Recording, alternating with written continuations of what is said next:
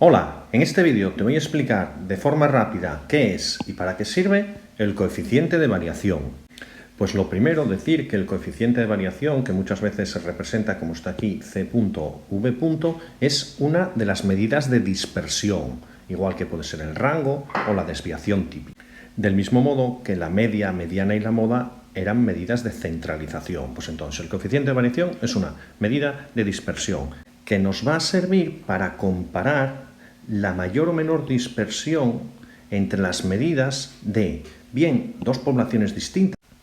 Por ejemplo, si quiero saber si hay más dispersión entre la altura de los bebés al nacer o entre la altura de las personas adultas. Si para medir esa dispersión utilizase solo la desviación típica, es evidente que va a haber una desviación típica mucho mayor en la medida de la altura de las personas adultas, cuya media puede que sea 175 centímetros, que entre la de los bebés, cuya media puede que sea 50 centímetros. Como el valor es más pequeño, la desviación también va a ser menor, y entonces esto no me iba a reflejar si estaba más disperso en un caso que en otro. Por lo tanto, necesito algo que me comparase la dispersión, pero sin que la diferencia entre el valor muy grande o muy pequeño de la media estuviese influyendo. Otro ejemplo, si queremos comparar si son más o menos dispersas dos variables diferentes. Por ejemplo, si quisiese saber si hay más regularidad o más dispersión entre la medida del peso de las personas, medido en kilogramos, o entre la medida de su altura, medida en centímetros. ¿Qué se parece más a la media en general? ¿La masa en kilogramos o la altura en centímetros? Ya ni siquiera estoy midiendo en las mismas unidades, los valores también van a ser diferentes, necesito este parámetro al que vamos a llamar coeficiente de variación, que lo calculo dividiendo la desviación típica o desviación estándar entre el valor de la media. Si fuésemos un poco más estrictos, podríamos poner incluso el valor absoluto de la media, poniéndolo así entre barras, o decir que la media debe ser positiva para poder comparar. Y entonces, si hacemos este cociente, aquel que tenga un coeficiente de variación más alto será el que corresponda a unas medidas muy dispersas, más separadas respecto de la media, y el que tenga un valor de coeficiente de variación más pequeño sería el que tendría unas medidas más centralizadas, todos los valores se pareciesen más. A veces el coeficiente de variación también se calcula en tanto por ciento, es decir, multiplicando por 100 el resultado que te sale. Y entonces esto nos dejaría la fórmula de esta manera y expresaríamos el coeficiente de variación en un tanto por ciento, dado que el coeficiente de variación, si no, no tiene unidades. Y multiplicando por 100 puede darnos una idea bastante clara de esa dispersión o no de las medidas.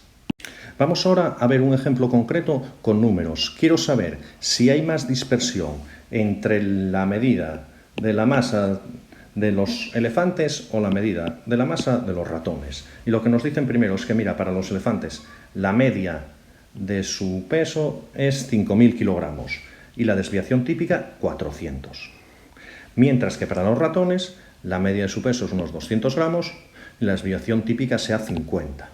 Entonces yo no puedo comparar, la desviación típica es muy grande, 400 kilogramos frente a 50 gramos entre otro. Esta comparación no me sirve para saber si todos los elefantes son más parecidos entre sí en masa o son más parecidos todos los ratones. Claro, los ratones se diferencian en muy poco su masa porque son muy pequeños. Entonces necesito usar el coeficiente de variación, que tenemos aquí otra vez la fórmula, que es desviación típica partido de la media. En el caso de los elefantes, 400 partido de 5.000 nos sale 0,08.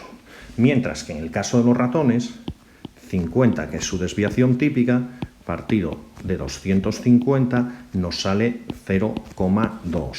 ¿Qué es lo que vemos? Que la medida de las masas de los ratones se diferencia muchísimo más de la media, es decir, están mucho más dispersas las masas de los ratones que las de los elefantes, cuya coeficiente de variación es más pequeño.